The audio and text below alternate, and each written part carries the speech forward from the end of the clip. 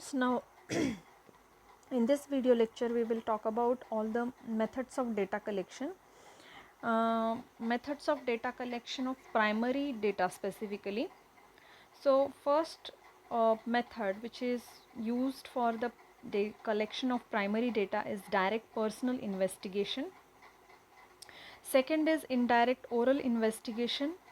Third is information through correspondence.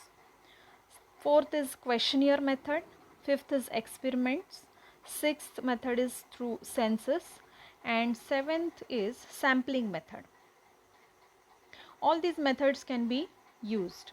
So we will talk about all these methods one by one, and also going to study their merits and demerits.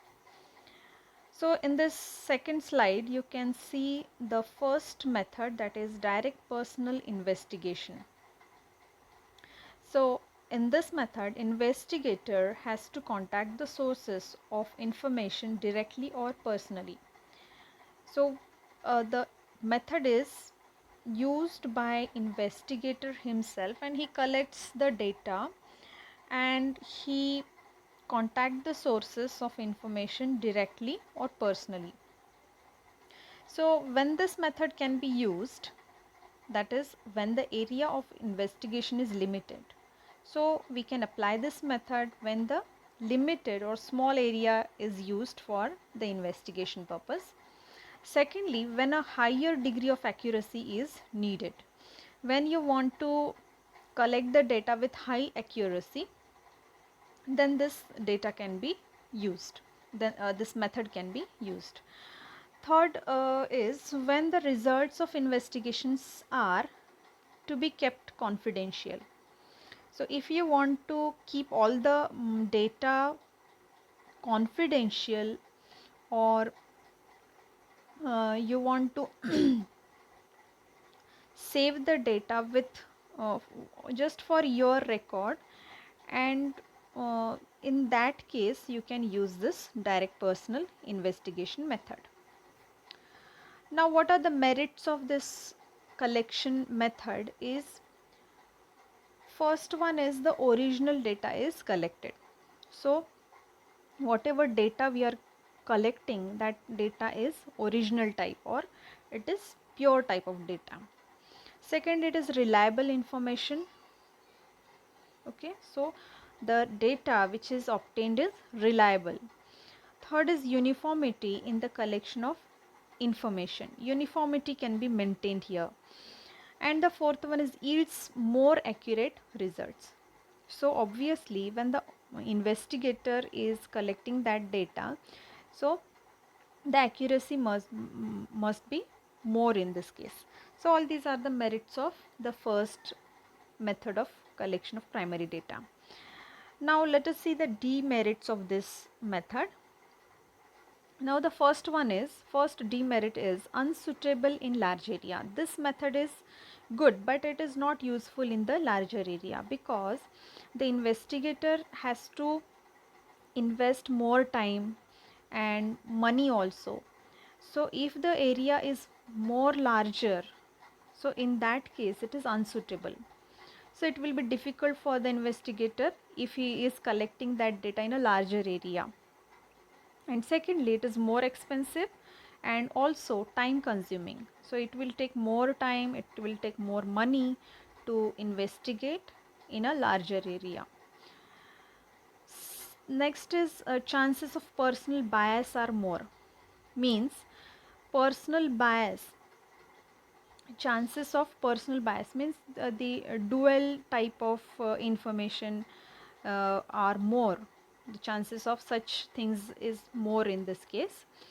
The fourth one is more complex and places a heavy burden on the resources of the investor investigator. So all these are the demerits of this data collection method.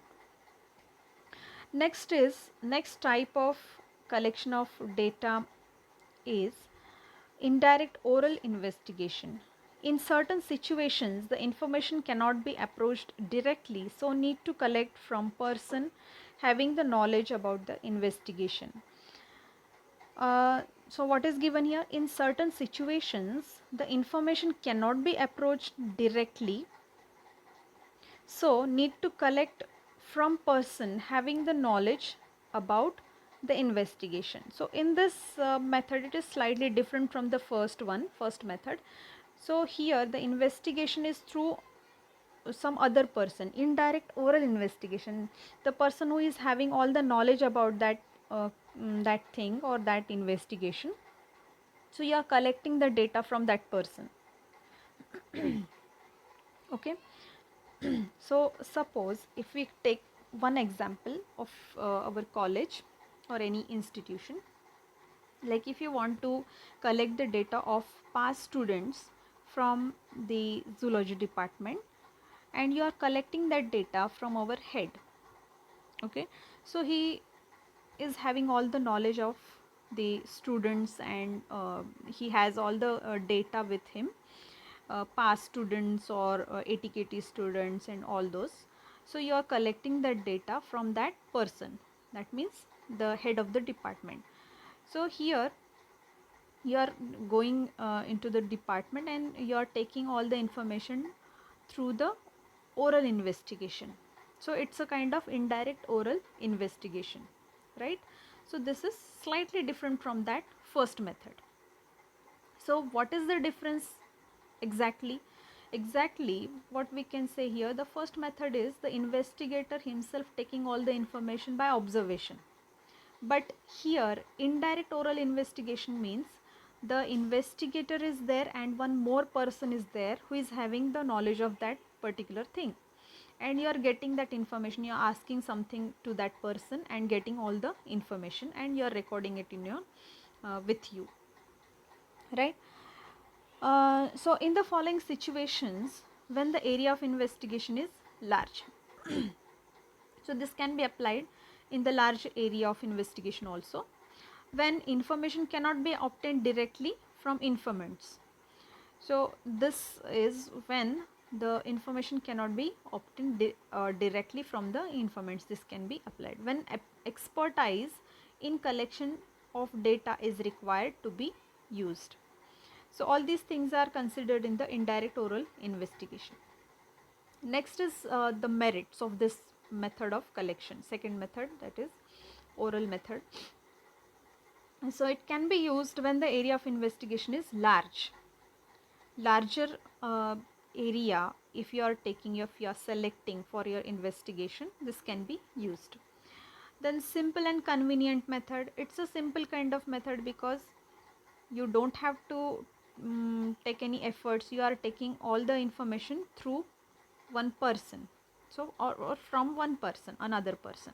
So it's a simple and convenient method for you. Third merit is it is economical and saves time, money and labor also. So economical type, saving money, saving your time, saving your labor. In first method you are investing your time, you are spending your time, you are spending your own money, and it is laborious work, right? So here it will take little less efforts for the collection of data. Fourth merit is more complex data can also be analyzed. More complex data can also be analyzed in this case. The fifth is not open or bias.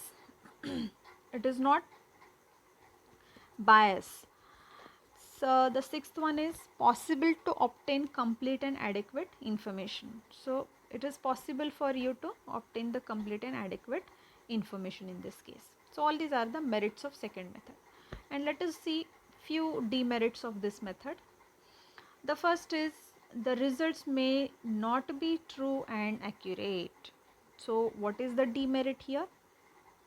The demerit is the results that you are taking, the investigation or the data which you are collecting from that person, it may not be accurate or true. Secondly, informants may not be serious in furnishing the proper reliance, and hence degree of accuracy can be affected. So if the person from whom you are taking that information, if he is not serious about it and he don't want to give you the real information which is a true information, and suppose if he is not giving all those information in a correct way, then that your degree of accuracy can be affected. So these two are the demerits of this method. Okay, so I hope you understood all these two methods. Now in the next lecture we will see the remaining methods. Thank you.